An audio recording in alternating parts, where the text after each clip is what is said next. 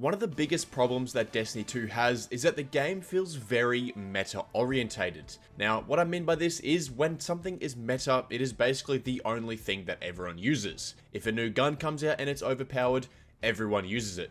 Every YouTuber tells you to use it, and every Twitch streamer even uses it. If a new build comes out, it's the only build you can use. Now, unfortunately, with a wide range of guns and builds in Destiny 2, this meta-orientated theme is quite annoying because there are so many builds and guns in the game that just aren't used or even taken advantage of. So in today's video, I want to be covering 10 extremely powerful weapons that basically no one uses because no one talks about them, and technically they aren't meta and they're not as good as the best guns, but these guns are still extremely powerful and they are definitely worth using if you're sick of using the meta builds. So without further ado, let's get into 10 extremely powerful weapons that no one is using right now. And of course, starting this list off here with number 1, I have chosen the Nightwatch. Now still to this day, even in year 10 of Destiny, this is still one of the most reliable primary weapons in the entire game. This is a kinetic lightweight scout rifle with a very small perk pool, which allows you to guarantee almost a great perk combination, not to mention every perk that can roll on this gun works extremely well together. Now this is quite an old gun, and I'm pretty sure every single Guardian would have gotten one of these during the New Light questline, basically for free. And if you haven't done the New Light questline and you are looking to grab a Nightwatch, you can start this questline and snag it for pretty much free. However, most people would already have one of these if you've kept it in your vault for this long. Now the best thing about this gun as well is that it automatically comes with the gold roll being rapid hit and explosive payload. The best thing about this gun is that it is simple to use, it requires no effort, all you do is point and shoot, and it works extremely well. This thing is my favorite weapon to use in GMs when you can just sit at the back at long range, and it works extremely well for any anti-barrier champions. Being a kinetic lightweight scout rifle, it just pumps through any anti-barrier shields.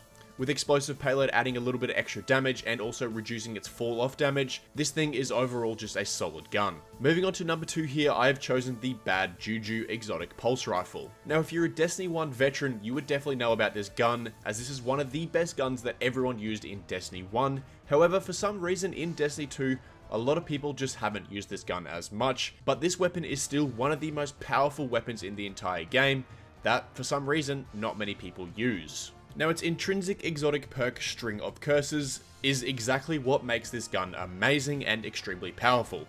Kills with this weapon refill your magazine, increases its damage for a short duration, and grant super energy based on the strength of the String of Curses. Now this buff will stack up to 5 times, giving the weapon a 52% damage increase, while giving you a massive amount of super energy if you can keep chaining kills and keeping the stack at 5. Now with a 52% damage increase, every time you get a kill, it's going to reload the magazine, making it extremely easy to keep the 5 stacks up, as long as there are plenty of enemies around. Also, being a kinetic weapon, this makes this weapon one of the best weapons to use with your prismatic subclass, as it obviously is going to charge both light and dark on your Transcendence bar, while also feeding your super bar. So technically, this weapon can tick off 3 boxes all in one. The bad Juju is extremely powerful, and I don't know why more people aren't using it with all of their Transcendence prismatic builds. Moving on to weapon number 3, I have chosen the Deliverance, the fusion rifle from the Vow of the Disciple raid.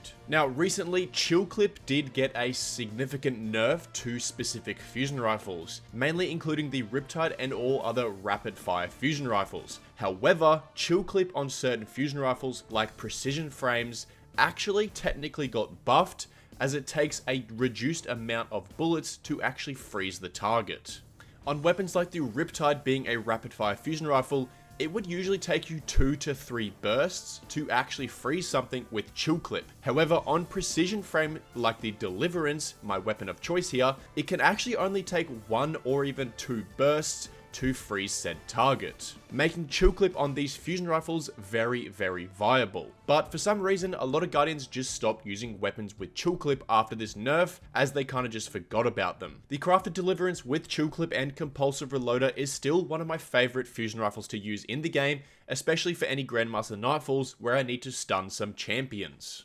Not to mention with the overall shattered damage as well, the Deliverance with Chill Clip is still an amazing gun, and I definitely recommend still hitting the Vow of the Disciple raid to try and get this weapon crafted if you haven't got it. Moving over here into weapon number 4, I have chosen one of my favorite guns in the entire game, the Ross Arago IV, the Void Assault Rifle. Now, the Ross Arago can roll with one of the best perks in the entire game, and that is Onslaught. Onslaught on any automatic rifle is very useful, and you can pair this Onslaught with one of the best perks in the game, being Rewind Rounds. These two perks together on a Void Assault Rifle is, to put it simple, completely busted. Now, if you don't want to use something like Rewind Rounds, you can pair this with Repulsor Brace, which is also one of the best perks that you can put on a Void gun, being that it's just going to give you intrinsically an overshield.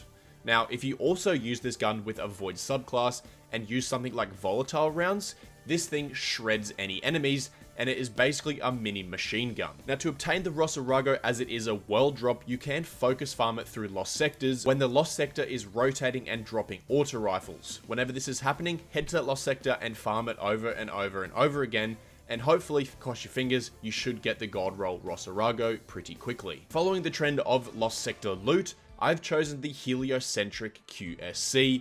Again, another one of my most favorite weapons this season. Now, this weapon can be farmed just randomly through world drops and engrams, but it can also be focus farmed through Lost Sectors, very similar to the Ross Arago. Now, this is a solar sidearm that can roll with two of the best perks in the entire game right now, Incandescent and Heal Clip. These two things paired together is completely broken, and it works extremely well with any solar subclass build. With the recent buff to Heal Clip giving yourself 2x Cure, this makes it one of the best weapons to use in high-end content, as it's just going to give you a free boost of life and pretty much keep you alive in any hard encounter.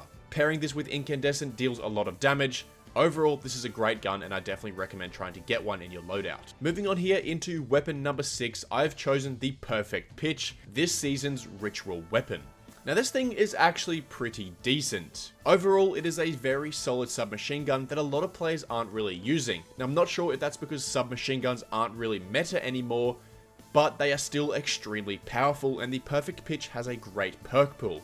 In the first column, you can choose between Incandescent or Onslaught, depending on your playstyle, and you can pair this straight away with Subsistence. It also has its intrinsic perk Vanguard's Vindication, which will basically just give you a small amount of health every time you kill an enemy, similar to basically a mini heal clip. However, you don't need to reload, but it will only give you around 10 health points. Overall, if you're looking for a solid submachine gun to use with some great perks, the perfect pitch is definitely the perfect gun for you. I honestly don't know why more Guardians aren't using this machine gun. Moving on now into weapon number 7, I have chosen the 21% Delirium. Now, this is by far the easiest weapon on this list to obtain, but it is also one of the best weapons on this list. With its base 2 perks being Overflow and Killing Tally, this weapon is extremely powerful. With Overflow basically doubling the magazine after reloading, and Killing Tally giving you a 30% damage boost, this weapon is extremely useful inside of PvE. All you have to do is head over to the Monuments to Lost Light and just buy this gun, and bam, you have one of the best machine guns in the entire game. Now, I've threw this one on the list as most machine guns in the game that are decent or very useful either come from raids and can be quite hard to focus farm.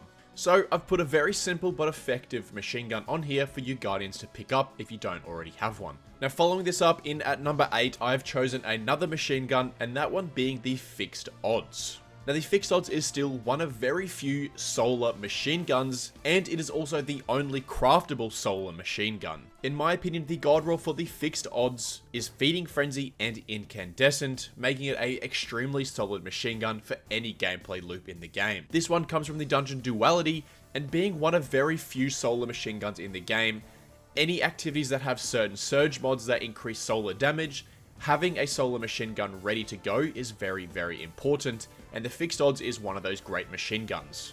Moving over here into weapon number 9, again following the trend of the Duality dungeon, another gun that can drop from here is the Unforgiven, the Void submachine gun. Now, overall, the Unforgiven is still one of my most favorite submachine guns in the entire game, with 2 amazing perks that can roll on this gun. In the first column, I would recommend running Demolitionist, which is just going to help grant you grenade energy back after each kill. Now, you can pair this with Adrenaline Junkie, which can stack up to 5 times, allowing the weapon to get a 33.5% damage boost. Killing one enemy will give you 1 stack for 4.5 seconds, and chaining enemies will continue to stack this up. However, if you get a grenade kill, it's going to instantly give you 5 stacks, and these days with all of our prismatic subclass builds, getting our grenades back is extremely easy. So you can pretty much be running around with a void submachine gun with a flat 33.5% damage boost every time you get a grenade kill. Pairing this with volatile rounds as well, it is extremely powerful. Overall, the Unforgiven is a very solid submachine gun. However, the only thing is you're going to have to farm duality to try and get the god roll, unless you get lucky enough to try and get it, or you already have it.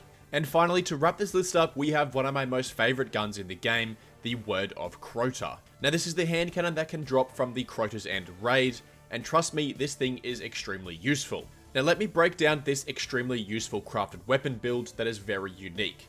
In the first column, you can craft this weapon with Dragonfly. Now, as we all know, precision kills with Dragonfly equipped will cause an elemental damage explosion. This element will obviously be void, as the Word of Cota is void. Now, in the second column, we can run destabilizing rounds. Getting weapon kills with destabilizing rounds will cause the enemy to explode in a burst of void energy.